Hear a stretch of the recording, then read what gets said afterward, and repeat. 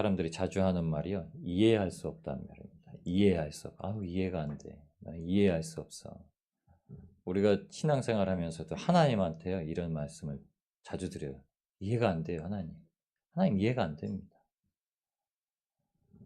오늘 토기장이의 비유를 말했던 예레미야가 4절 말씀을 하면서 시작부터 다시 이렇게 얘기합니다. 슬프다.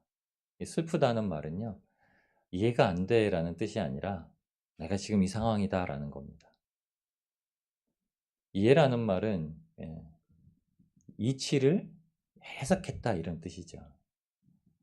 아니, 누구한테 우리가 이해가 안 돼. 아 정말 왜 이해가 안 돼?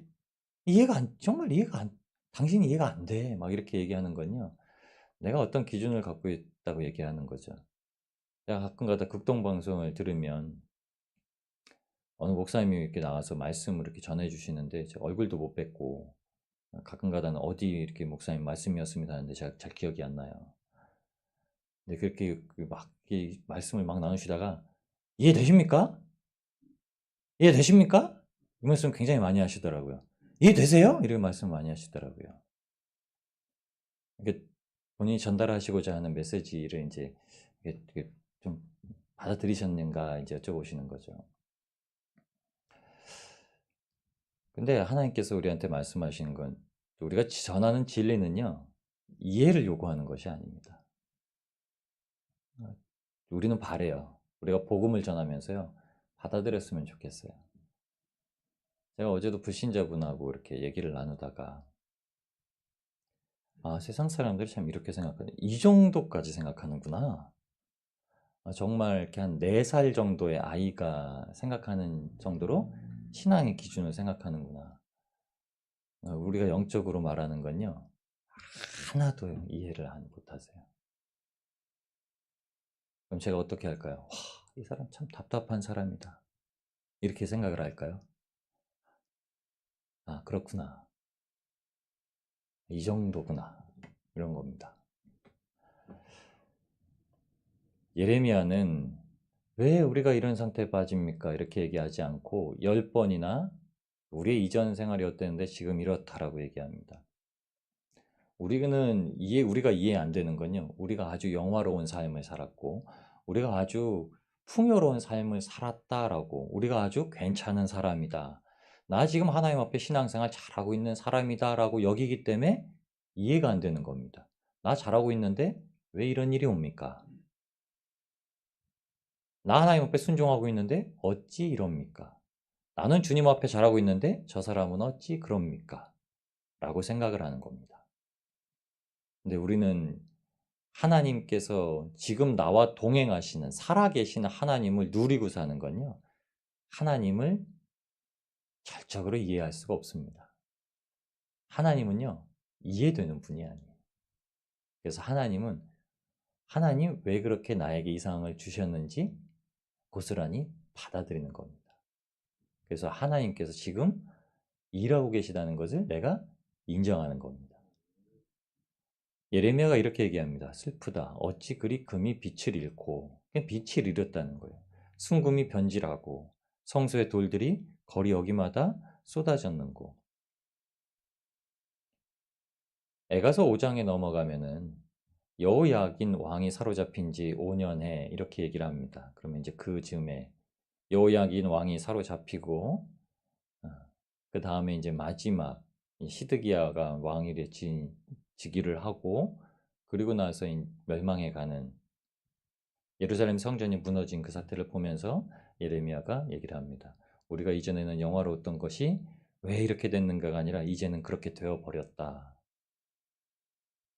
10번이나 이렇게 얘기하는 거예요. 이제는 금도 빛을 잃었고 보배로운 시온의 아들이 토기장이의 질 항아리 같이 되었고 들깨도 새끼에게 젖을 주는데 딸 내 백성은 타조같이 새끼들을 버리고 살아가고 있고 맛있는 음식을 먹었는데 이젠 외롭고 전에는 붉은 옷을 입고 아주 세상 가운데 위험 있는 자로 살았는데 이제는 거름돌이라 안고 살고 전에는 소돔이 하나님의 진노하심으로 멸망했는데 이제는 딸 백성의 죄가 소돔보다 더하고, 전에는 존귀하던 자들이 그 몸은 눈보다 깨끗하고 젖보다 희고 산호들보다 붉어서 그 윤택함이 아주 깨끗하게 갈아낸 청옥 같았는데, 이제는 그들의 수치, 그들의 얼굴이 수처럼 까무잡잡하고 근심에 사로잡혀서 간이 완전히 망해버린 것처럼 까무잡잡하고, 그들의 가죽이 뼈에 붙어버렸고 막대기같이 말라버렸고, 오히려 칼에 죽은 자들이 나은 것이 성 안에서 줄여 줍는 자들이 생기고, 그래서 그 딸 백성이 존귀하다고 여김받던 여자들이 자기 자녀를 삶아 먹는도다. 에가서는요, 이걸 슬프다라고 이렇게 얘기합니다. 1장, 2장도 시작을 이렇게 얘기해요. 에카, 슬프다, 비통하다. 하나님은 우리의 상황을 그렇게 얘기합니다. 우리의 상황은 그렇게 이랬던 자들의 모습. 그리고 우리는요, 하나님을 믿기 전에 영화로웠던 시절이 없죠. 하나님을 믿고 나서도 영화로운 시절은요, 하늘을 바라볼 때 영화로운 시절이 온 겁니다. 세상을 살아가는 동안 우리가 어떤 즐거운 일들이 있다고 영화로운 시절인 게 아니라요, 하나님을 인정하고 순종했을 때, 이스라엘 백성들에게 하나님께서 바라셨던 건요, 그냥 순종하는 겁니다. 하나님께서 광야로 보내시면 광야로 나가는 거예요. 등 떠밀려서 안 나가려고 하죠. 옛날에 애들이 오줌을 싸면, 요새는 안 그러잖아요. 요새는 그렇게 하면은 쇠고랑차입니다. 빨가벗겨가지고요, 집에 키 하나가 다 있었거든요. 키를 머리에 씌워가지고요, 바구니 하나를 들려가지고 쫓아내요. 소금 받아오라고요.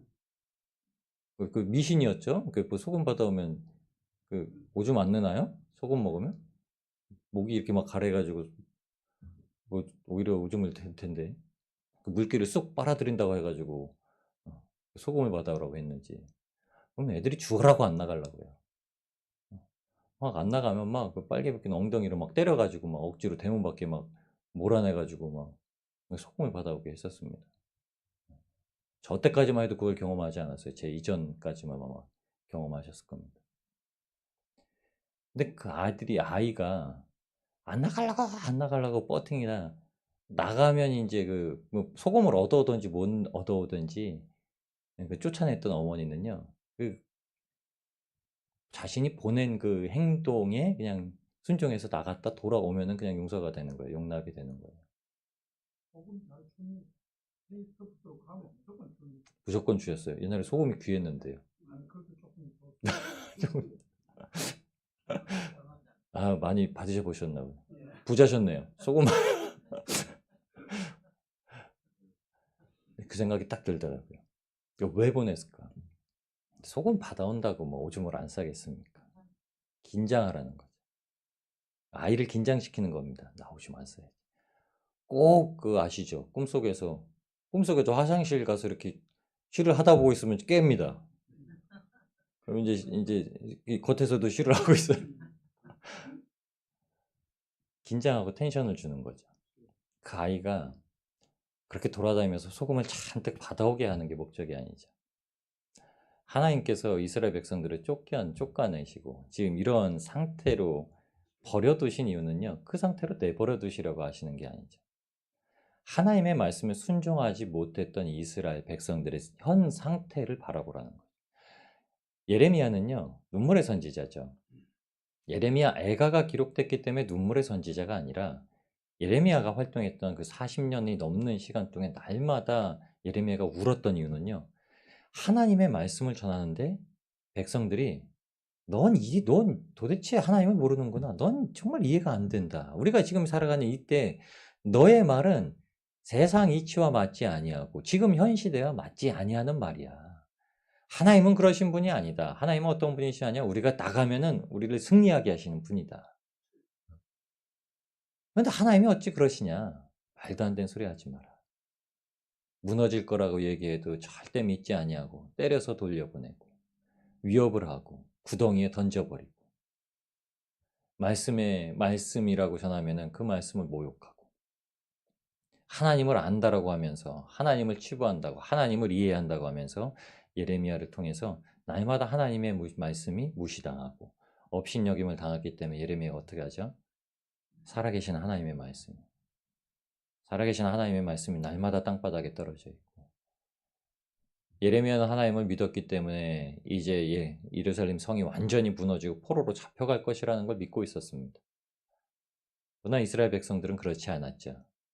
하나님이 세우신 이 나라는 무너지지 않는다. 북이스라엘은 족보가 아니기 때문에 무너질 수 있어도 우리는 유다의 족속이고 우리는 다윗의 족속이기 때문에 무너지지 않는다. 이렇게 생각하고 있었던 거죠. 현실을 현실적으로 수용하지 않는 겁니다. 오히려 그래서 니느웨 사람들보다 못한 겁니다. 니느웨 사람들은 요나가 가서 전했을 때요. 그들이 다 지나가던 개들도 물을 안 먹고 다 하나님 앞에 회개하게 이르렀습니다. 이방 족속도 회개하는 순간 하나님 앞에 용서를 받습니다. 하나님의 진노의 목적은요, 돌이키게 하시는 겁니다. 돌이키게. 우리가 인생을 살아가면서 겪는 문제들은 예수 그리스도의 고난에 동참하는 겁니다. 근데 왜 그 고난에 꼭 동참시키셔야만 했을까? 고난이 아니면 우리가 말씀에 순종하고 하나님께서만이 옳으시다라는 걸 인정하지 못하기 때문에 그렇습니다. 북이스라엘이 멸망하기 40여 년 전에 아모스 선지자가 활약을 했습니다. 아모스는 그냥 목자였습니다. 그런데 하나님의 부르심을 받아 선지자가 되었습니다. 아모스 선지자를 통해서 하나님께서 8장 8절 9절 말씀에 10절 8장 10절 11절 말씀에 주시는 말씀이 이거였습니다. 여호와의 말씀이라 보라 날이 이를지니 내가 기근을 땅에 보내리니 양식이 없어 주림이 아니며 물이 없어 가람이 아니요 여호와의 말씀을 듣지 못한 기갈이라. 10절 말씀에 이르죠. 너희 절기를 애통으로 너희 모든 노래를 애곡으로 변하게 하며 모든 사람에게 굵은 배로 혈의를 동이게 하며 모든 머리를 대머리가 되게 하며 독자의 죽음으로 말미암아 애통하듯 하게 하며 결국은 공고한 날과 같게 하리라. 그래서 뭐라고요? 밥을 못 먹어서 배고픈 게 아니라 물을 못 마셔서 목마른 게 아니라요. 하나님의 말씀을 듣지 못한 배고픔이 올 것이고 하나님의 말씀을 마시지 못한 목마름이 올 거라 그렇게 말씀하십니다. 이게 배고픔이고 이게 목마름이다. 이스라엘 백성들이 애통하고 원통하고 대적들에게 휩싸여가지고 저 대적들 때문에 원수들 때문에 이스라엘 백성들이 망한 것이 아니라요. 이스라엘 백성들이 하나님의 말씀을 듣지 않았기 때문에 망한 겁니다. 이 땅 가운데 세상 가운데 우리가 천국 가는 건 단 한 가지라고 말씀하셨습니다. 예수 믿어서 천국 가자. 예수 믿어서 천국 가자. 그럼 이게 얼마나 어려운 말씀인지 제가 어제 깨달았습니다. 예수 믿어서만 천국 간다고 안 믿는다는 거예요. 예수만 믿으면 천국 갑니다 했더니요. 예수만 믿으면 천국 간다고 저는 생각 안 해요 이러더라고요. 성당 다니신다고 하셨던 분이. 기가 막힐 노릇이죠. 제가 그분하고 계속 얘기하면서 이렇게 말씀드렸습니다. 예수만 믿어서 천국 간다고 믿으셔야 됩니다. 예수님만이 우리를 천국에 보내시는 유일한 분이시라고 당당하게 말씀하셨다는 걸 믿으셔야 됩니다. 그러면서 제가 그 말씀을 나누면서 내가 지금 믿고 있는 것이 얼마나 큰 은혜인가.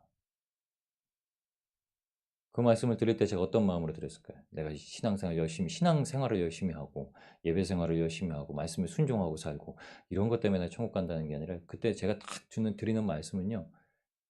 우리는 예수님을 믿으면 천국 가는 겁니다.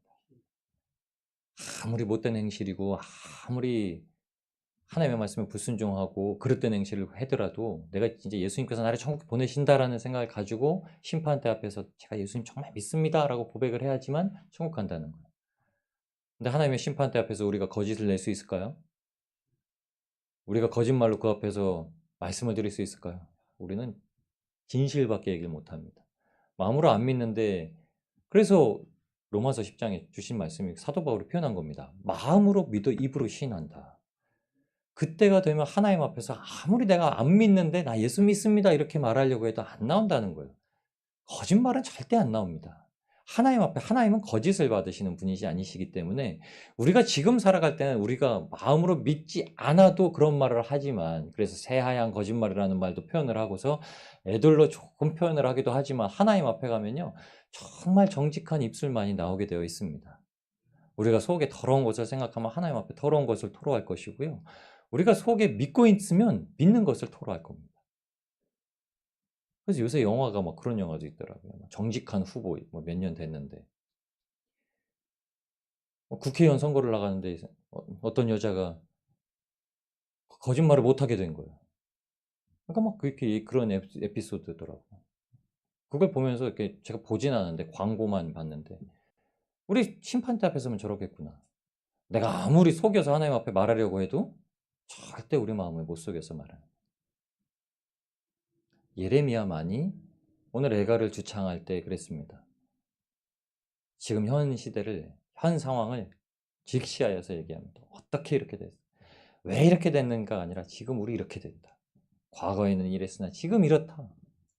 지금 보아라. 그렇게 하나님을 순종한다고 하면서 스스로 영화를 입었다고 하면서 지금 우린 이렇다. 이렇다. 여러분 우리는 주님께서 우리를 붙들어 주시고 주님께서 우리를 건져 주셨기 때문에 지금도 살아가는 겁니다. 우리 상황이 우리의 삶이 어떻다. 이렇다. 저렇다. 우리 이것 때문에 많이 넘어져요. 이것 때문에 정작 하나님을 가리고 하나님께서 지금 이 상황에도 함께 계신다. 정말 비천에 처한 자하고도 함께 계시고 정말 존귀하게 여김받은 자하고도 함께 계신다. 그 함께 계신다는 뜻은요.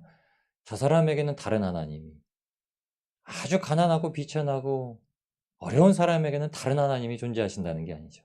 동일한 하나님. 항상 그 마음에 만족을 주시며 그 마음에 소망을 주시며 그 마음에 기쁨을 주시며 그 마음을 사랑으로 채우시는 그 하나님이 함께 계신다는 겁니다. 여러분 오늘도 그 하나님께서 우리와 동행하십니다. 남부러워하실 거 없습니다. 여러분이 지금 주님과 동행하여 사시는 게 세상 그 누구보다도 가장 존귀한 신분입니다. 그런 하나님을 누리시면서 오늘 주님과 함께 동행하시는 복된 하루를 살아내시는 저와 여러분이 되시길 우리를 권하신 예수님의 이름으로 축원합니다.